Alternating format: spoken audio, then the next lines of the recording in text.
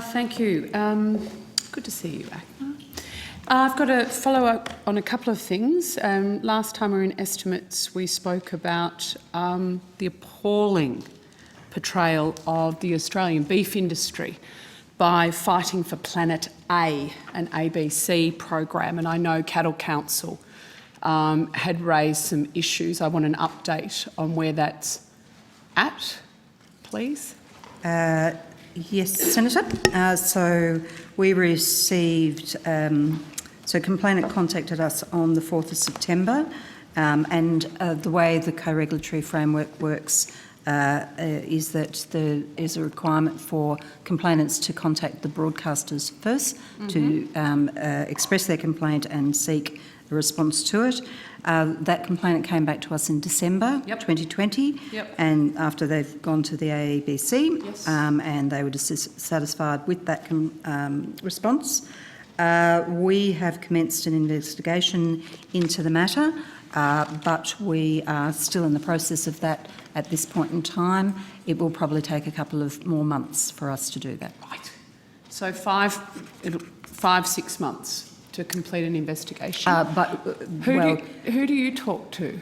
Because clearly the ABC doesn't bother talking to the industry, but I'm assuming you would normally test the veracity of. Yeah. Normally, what we would do is we would have the complaint, which is usually often a very informed complaint. We would also seek submissions from the ABC. We often seek further advice either from the complainant or the affected parties, and that would roll into our investigation. So do you seek the advice of independent experts, shall we say, in any particular area? It would depend on the investigation, and it would depend on what provisions of the code we were looking at, whether it was impartiality or factual accuracy. So it really is dependent on the investigation itself. And which part of the code is this investigation for Cattle Council looking at? I would... Accuracy and impartiality. Both accuracy and impartiality. So this is the ABC's code of practice under accuracy and impartiality. Yep. Thank you. Because they are inaccurate and partial.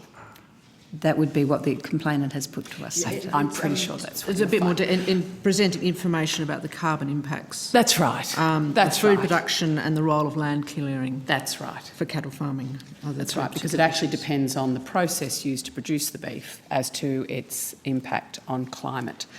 I want to go to one of your decisions, 8th of July 2019, where again, water, and I know Senator McMahon, my colleagues, pursued some of this with the ABC around how they portray irrigators, the use of water through the Murray-Darling Basin, etc. And you found against the ABC with the cash splash water story. Hansard, please note. Yes, we found a breach of the code. A breach of the code? Yes, Senator. Saying the program lacked impartiality. So it was biased. I'd like to... we found that the ABC broadcast factual material accurately, but was not impartial and had admitted relevant views about matters of contention related to the effectiveness of the water infrastructure projects. So what happens? So you rightly investigate. What sanctions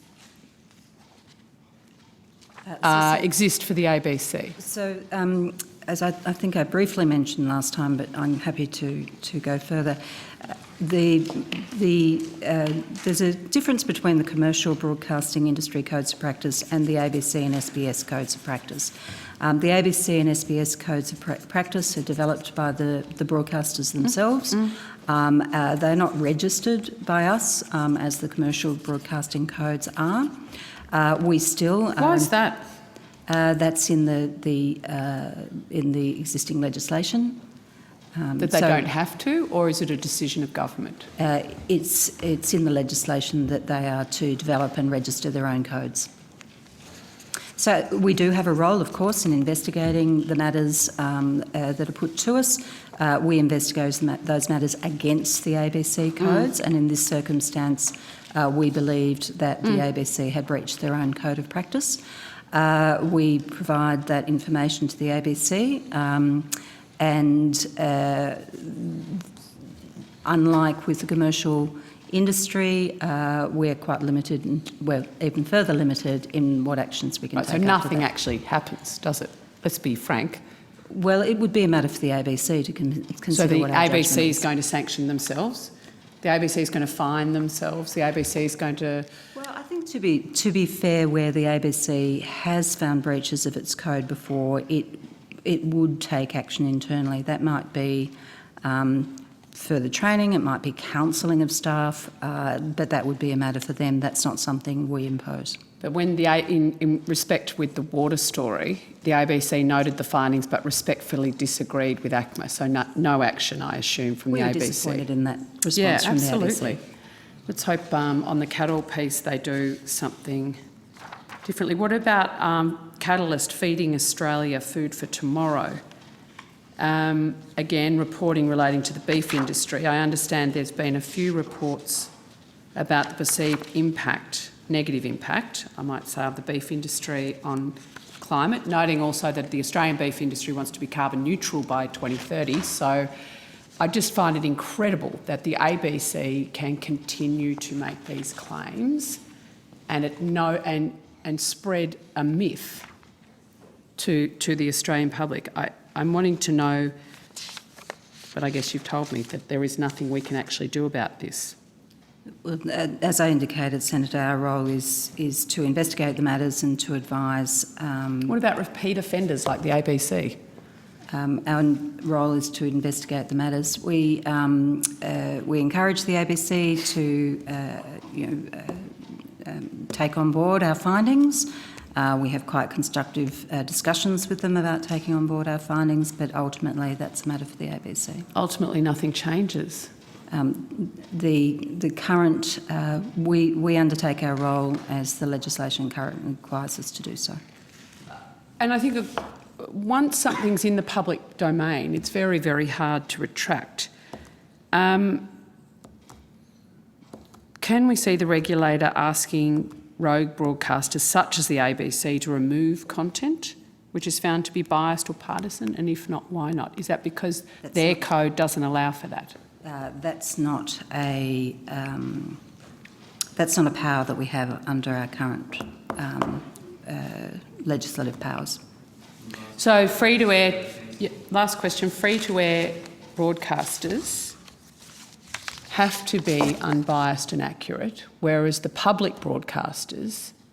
No, the expectation in the ABC code is that they're unbiased and impartial.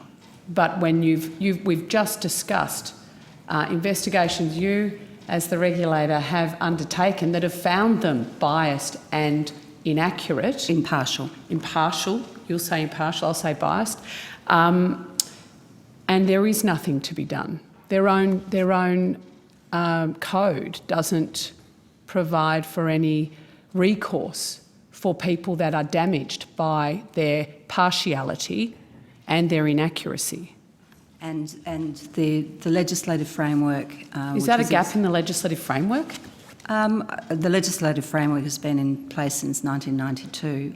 I think it would be a matter for governments and Parliament to decide whether that's a gap. Oh, I think it should be too. And can I just give a shout out to Rural and Regional Affairs Committee? They've got fantails. So just saying. Senator Pratt, you have the call. Thank you very much.